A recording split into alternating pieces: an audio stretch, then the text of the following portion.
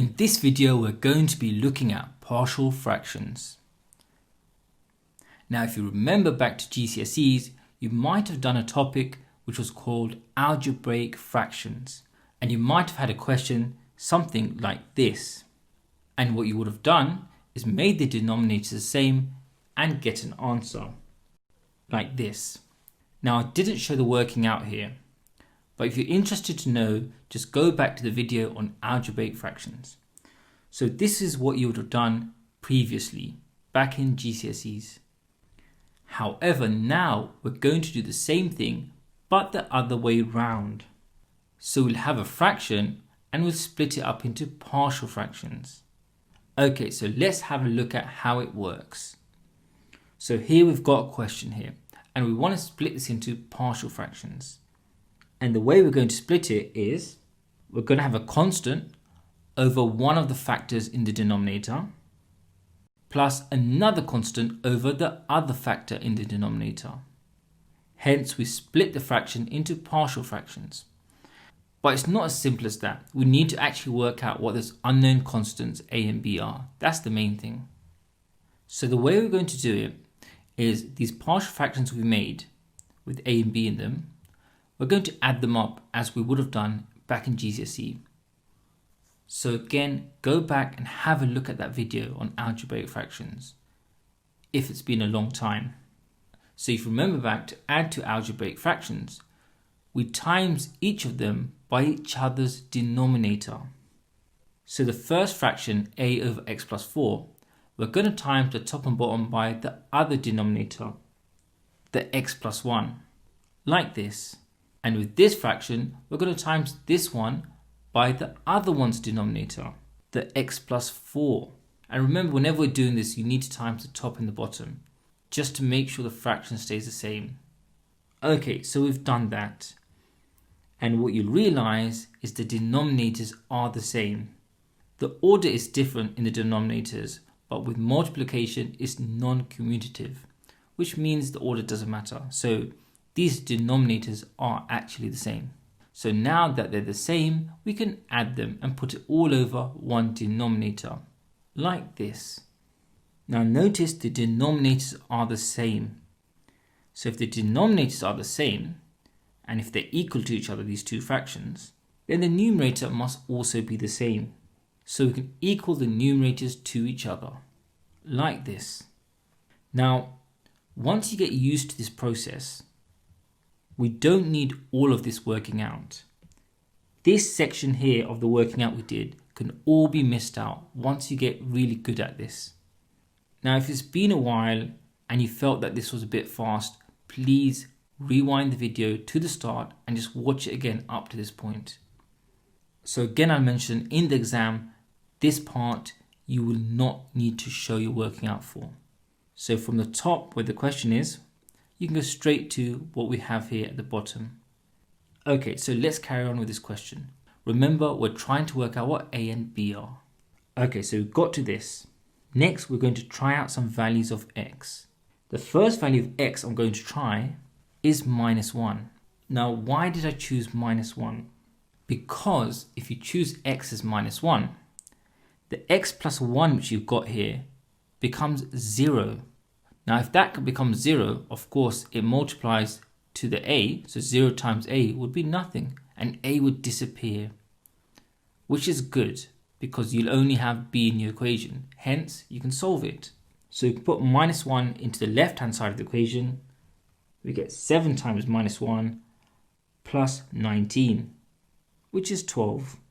And putting into the right-hand side of the equation, of course, the whole a section goes away because x plus 1 becomes 0 with that -1. And if you put -1 to the x plus 4, you get 3, which makes it 3b. So we get this, 12 equals 3b, if you put x equals -1 into that equation. And solving that gives us b equals 4. So we've managed to work out one of them. Now I explained why I put x in as -1. Have a guess on what we can choose our next x value to be. And I'm hoping you said -4. Because what will happen is that x plus 4 will become 0, and 0 multiplying to the b will become 0, hence making that b disappear. So if you put it into the equation, You get 7 times minus 4, which is minus 28, plus 19 gives us minus 9. And of course, putting into x plus 1, you get minus 3, which makes it minus 3a.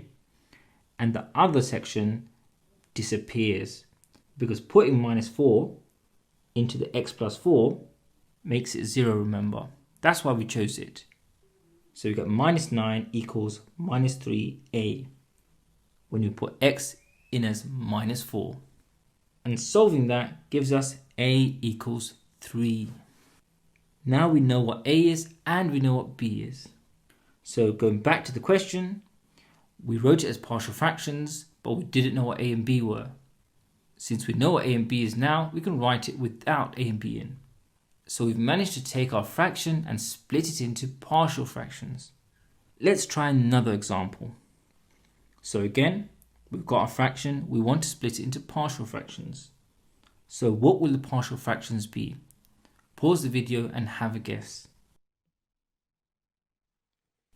Okay, so hopefully you wrote it as this. Now remember, it could be the other way around. So a can be in b's place and b can be in a's place. It's still the same thing since they're adding each other. Okay, so what's the first step? So with a fraction which has got a in it, we're going to times the top and bottom by the denominator of the other fraction, the x plus 5. And the fraction with b in it, we're going to times the top and bottom by the other one's denominator, the x plus 3. So we'll get something which looks like this. And the denominators are now the same, which was our target. So we can put it all over one denominator. Now that we've done that, we can see from the question or what we've got now, the denominators are the same. And since the denominators are the same, of course the numerators must also be the same. So now we can equate them to each other. Now remember I said some of this working out you don't need to show. This section here is not necessary and you don't need to show it. And once you get good at it, just miss out this section. You really don't want to be spending time in the exam writing this bit out. It's totally fine to just move down to the other section. Okay, so now remember we're going to try some x values out to help solve what a and b are. Now have a think of what x values we might choose. Okay, so the first one I'm choosing is minus 5. And of course that's because the x plus 5 will become 0, getting rid of that a. So once we put minus 5 into this equation, we get this. And again, we can solve that. And we get b is minus 1. And you should have guessed the next x value we're going to choose is minus 3. To help get rid of that b, because we put x is minus 3 into x plus 3, that gives you 0. And 0 times b will make b disappear. So let's go ahead and put x in as minus 3 into our equation. So putting x as minus 3, we get 6 equals to 2a, which gives us a as 3. And so we've worked out what a and b are. So we can write our fraction in partial fractions without any unknowns a and b. Brilliant. It wasn't too bad. Now in the next two examples I'm going to do, I'm going to miss out that section. The section which I said is not necessary. So if you feel that you're not ready to do that yet, just re-watch the video from the start and then follow on from here. So in this question, we've got 3 factors in the denominator. So how are we going to split this?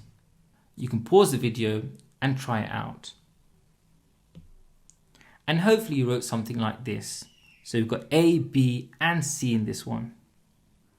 So to make the denominators all the same, we must times each of them by each other's denominators. For example, the first fraction with a in it, we need to times the top and bottom not only by x plus 2, but also by x plus 3. And the second fraction, we need to times the top and bottom not only by x minus 1, but also x plus 3. And if you've got the trick, you should be able to say the last fraction with c in it, we need to times the top and bottom by the other denominators, x minus 1 and x plus 2. And from this step, we can jump to this next step. So in this example, I haven't shown the other two steps. And I'll definitely say it's good to get used to doing that to save you some time. So now we need to choose some values for x to help solve what a, b and c are. Okay, so firstly I'm going to choose x as minus 2 because it's going to make all the x plus 2's into 0, which means a is going to disappear and the c is going to disappear because they're both multiplied by x plus 2. So putting it in, we get 9 equals minus 3b. So that gives us b equals minus 3. Next I've chosen x as 1, which makes all the ones with x minus 1 into 0, which means the b and the c are going to disappear. And putting x in as minus 1, we get 12 equals 12a, giving us a as 1. And lastly, we're going to put x in as minus 3, which means all the x plus 3's are going to become 0. So the a and the b is going to disappear because they got an x plus 3 multiplying it. And we get 8 equals 4c, which gives us c as 2.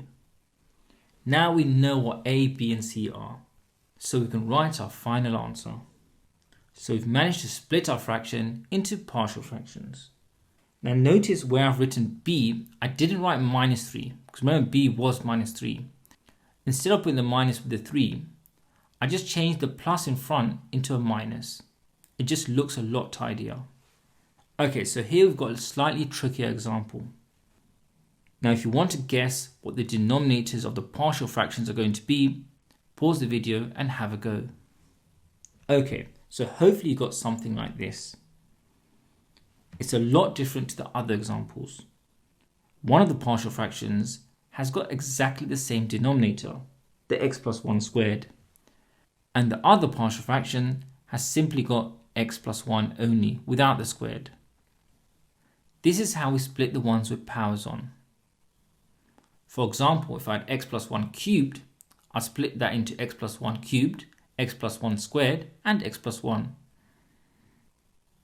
And in this example, we had x plus 1 squared, and we simply split it into x plus 1 squared and x plus 1. Okay, so why is this one trickier? It's all about trying to make the denominators the same, remember.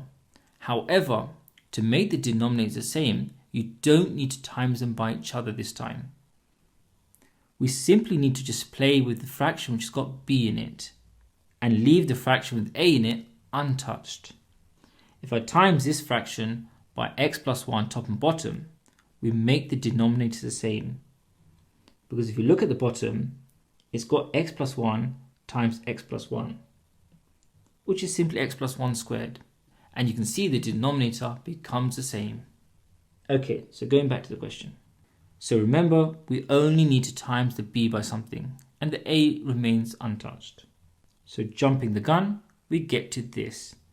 You can see the a has been multiplied by nothing, and the b has been multiplied by x plus 1. And all of that's equal to the numerator of the question, 2x plus 7. So what are we going to put x in as? Hopefully you said minus 1, because we've got x plus 1 involved, and minus 1 makes x plus 1 into 0, which is going to get rid of the b. So putting that in, we get 5 is equal to a. And there's no more solving involved. We know a is 5 now. Now the question is, what do we put x in as next? In this case, it's not that clear. But the good thing is, any answer you said would have been correct, as long as you didn't repeat minus 1. So you can choose x in as any value. Now I'm going to choose x as 0. So putting x in as 0, the 2x plus 7 simply becomes 7. And putting x in as 0 to the right hand side, we simply get a plus b. Because x plus 1 simply becomes 1. Okay, now this is not a big problem because we actually know the value of a. Since we know the value of a, we can just replace a as 5 here. And if you do that, you can solve what b is. and we get b as 2. And now we can write our partial fractions with a and b known. So it's not too bad. And there we have it.